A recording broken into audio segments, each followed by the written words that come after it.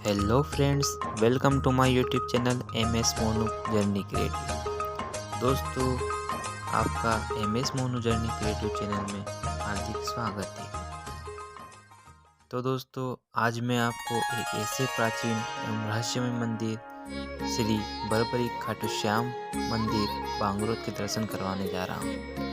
दोस्तों, बाबा बरबरी खाटू श्याम मंदिर सड़क मार्ग इंदौर नीमच मुख्य मार्ग पर रतलाम से 5 किलोमीटर दूर, सेजावदा फंटे से करीब 8 किलोमीटर अंदर बांगरोद है एवं रेल मार्ग दिल्ली मुंबई रेल मार्ग का महत्वपूर्ण निकटतम रेलवे स्टेशन रतलाम जंक्शन, जहां से श्री बाबा बरबरी खाटू श्याम मंदिर 13 किलोमीटर है एवं वायु मार्ग से रतलाम से निकटतम हवाई अड्डा इंदौर है, जो कि यहाँ से करीब 138 किलोमीटर की दूरी पर स्थित है।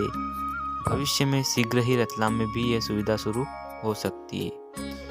तो दोस्तों, प्राचीन श्री बरबरी श्याम का देश का दूसरा मंदिर रतलाम के समीपस्थ ग्राम बांगरोद में स्थित है। राजस्थान के बाद मध्य प्रदेश का पहला मंदिर है। खाटू श्याम की तरह विश्वविख्यात नहीं हो सका, मगर धीरे धीरे भक्तों के आने से प्रसिद्धि बढ़ रही है। मनोकामना लेकर देश भर से भक्त दर्शन के लिए आते हैं। गांव में उम्र दराज लोगों द्वारा प्राचीन श्री बरबरी श्याम मंदिर करीब 1200 साल पुराना बताया जा रहा है। प्रदेश सरकार और जिला प्रशासन की उपेक्षा का शिकार होने के कारण सदियों से पतरे के नीचे विराजित बरबरी श्याम मंदिर का विस्तार नहीं हो पाया। दोस्तों, पुजारी गोपाल दास बैरागी जी ने बताया कि जहां बाबा विराजित थे वहां पर विजय स्तंभ बना हुआ है, जो कि खाटू श्याम में भी नहीं है। वैसे हर दिन 500-700 दर्शनार्थी आते हैं। हर एकादशी व रविवार को देश और प्रदेश के हजारों लोग यहाँ पर पहुँचते हैं। कहीं कहीं लोग दंडवत करते हुए खाटू नरेश के दरबार में हाजिरी देते हैं। बाबा के दरबार में भक्तों का मेला लगता है। बाबा की जोत जलती है, जिसमें 10 किलो घी लगता है। भक्तों द्वारा हवन भी किया जाता है। समिति द्वारा खिचड़ी का भंडारा किया जाता है, जिसमें तकरीबन 4 से 5 क्विंटल फलाहारी खिचड़ी का वितरण होता है। दोस्तों, समिति के 25 से 30 लोग अपनी सेवाएं देता है।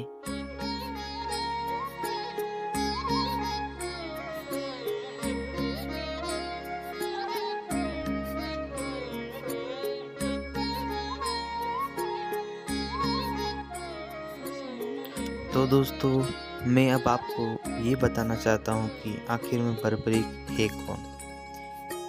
किंवदंती के अनुसार खाटू में भीम के पुत्र और घटोत्कच के पुत्र बरबरी की पूजा श्याम के रूप में की जाती है। ऐसी मान्यता है कि महाभारत युद्ध के समय भगवान श्री कृष्ण ने बरबरी को वरदान दिया था कि कलयुग में उसकी पूजा श्याम कृष्ण स्वरूप के नाम से होगी। खाटू में श्याम के मस्तक स्वरूप की पूजा होती है। दोस्तों, खाटू श्याम दरअसल वे भीम के पोते वीर बरबरी खाटू में श्याम के रूप में जिनकी पूजा की जाती है, दरअसल वे भीम के पोते वीर बरबरी के श्री कृष्ण के वरदान स्वरूप ही उनकी पूजा श्याम रूप में की जाती है।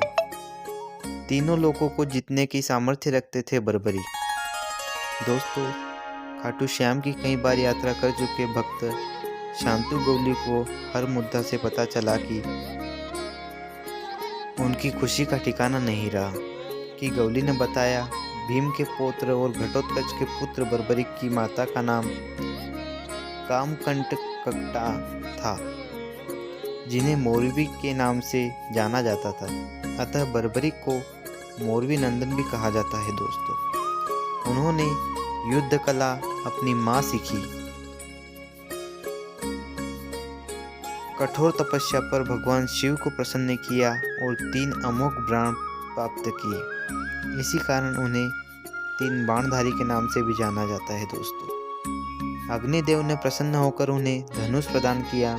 बरबरी तीनों लोगों को जीतने की सामर्थ्य रखते थे। दोस्तों, पौराणिक मान्यताओं के अनुसार धर्मनिष्ठ गोविंद रौतेला ने बताया कि कौरवों और पांडवों के बीच महाभारत युद्ध तैयारियां पूरे जोरों पर थी। चारों ओर युद्ध की चर्चाएं थी।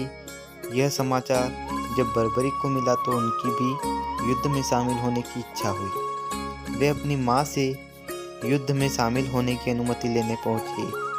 उन्होंने माँ से आशीर्वाद लिया और उन्हें वचन दिया कि वे हारे हुए पक्ष का ही साथ देंगे। दोस्तों, वे अपने घोड़े पर सवार होकर 3 बाण और धनुष लेकर युद्ध क्षेत्र कुरुक्षेत्र की ओर प्रस्थान कर गए। मार्ग में उन्हें एक ब्राह्मण ने रोका और परिचय पूछा। यह ब्राह्मण और कोई नहीं, लीलाधर कृष्ण स्वयं थे। दोस्तों, योगेश्वर ने बर्बरिक पर व्यंग्य किया और पूछा क्या वह 3 बाण लेकर युद्ध में सम्मिलित होने आया है। इस पर वीर बर्बरिक ने कहा कि शत्रु सेना को धराशायी करने के लिए मेरे 3 बाण ही काफी है। उन्होंने कहा कि यदि मैंने तीनों बाणों का प्रयोग कर लिया तो त्रिलोक में हाहाकार मच जाएगा। इस पर कृष्ण ने अपनी जगत मोहिनी मुस्कान के साथ बर्बरिक को चुनौती दी और पीपल के एक वृक्ष को संकेत करते हुए कहा कि इसके सभी पत्ते को छेद कर बतलाओ तो जाने। बर्बरिक चुनौती को स्वीकार करते हुए अपने तरकस से एक तीर निकाला और पत्तों की ओर चलाया। क्षण भर में पत्तों को बेध कर बाण कृष्ण के आसपास मंडराने लगा। दरअसल उन्होंने उस वृक्ष का एक पत्ता अपने पैर के नीचे छिपा लिया था। दोस्तों, इस पर बर्बरिक बोला, अपना पांव हटा लीजिए, अन्यथा यह तीर आपको भी चोट पहुंचा सकता है। पूरी स्थिति को समझकर कृष्ण ने अपनी वाणी का तीर चलाया और बर्बरिक से पूछा, आखिर तुम किस पक्ष की ओर से युद्ध लड़ोगे। उसने अपनी माँ को दिए वचन की बात बताई और कहा कि जो भी इस युद्ध में कमजोर साबित होगा मैं उसकी तरफ से ही युद्ध करूंगा। तो दोस्तों, कृष्ण जानते थे कि यदि बर्बरिक ने कौरव का साथ दिया तो जीती हुई बाजी उनके हाथ से निकल सकती है। ब्राह्मण वेशधारी कृष्ण ने बर्बरिक से वचन लिया और दान में उसका सिर मांग लिया। बर्बरिक क्षण भर के हतप्रभ रह गए, लेकिन वचन दे चुके थे, उससे मुकरना भी चाहते नहीं थे। बर्बरिक ने सोचा कि ये कोई साधारण ब्राह्मण नहीं है, अतः ब्राह्मण से अपने वास्तविक स्वरूप में आने की प्रार्थना की। कृष्ण न सिर्फ वास्तविक रूप में प्रकट हुए बल्कि बर्बरिक की इच्छा अनुसार उसे अपने विराट रूप के भी दर्शन कराए। बर्बरिक ने उनसे प्रार्थना की कि वह अंत तक युद्ध देखना चाहते हैं। कृष्ण ने उनकी यह बात स्वीकार कर ली और उनका सिर युद्ध भूमि के समीप एक पहाड़ी पर स्थापित किया गया, जहां से बर्बरिक संपूर्ण युद्ध का जायजा ले सकते थे। तो दोस्तों, बर्बरिक वही बर्बरिक है जिसने अपना शीश श्री कृष्ण को दान किया था एवं कृष्ण ने शीश का दान मांगा था और भगवान श्री कृष्ण ने उन्हें वरदान दिया था कि कलयुग में श्री कृष्ण और श्याम नाम से जो भी पुकारेगा तो मुरली वाला श्याम नहीं, खाटू वाला श्याम जाएगा। ठीक है दोस्तों, इसी के साथ आगे बने रहिए।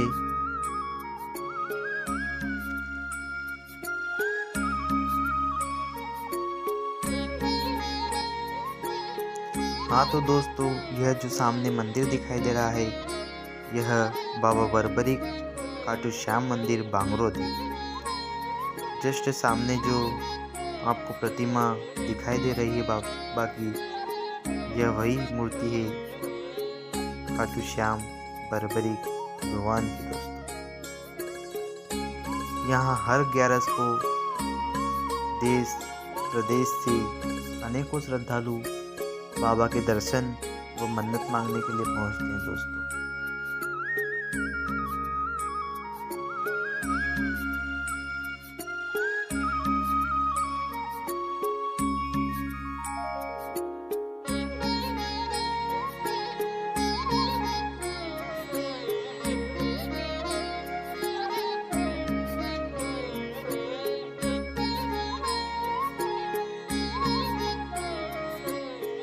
दोस्तों, खाटू श्याम मंदिर के जस्ट बाहर व निकट भगवान श्री महावीर बजरंगबली महाराज का मंदिर है। तो आइए दोस्तों, हम बजरंगबली महाराज हनुमान जी के दर्शन करते हैं। एवं बजरंगबली के जस्ट निकट माँ अम्बे माता का मंदिर है दोस्तों। आइए हम माँ अम्बे माता के दर्शन करते हैं दोस्तों।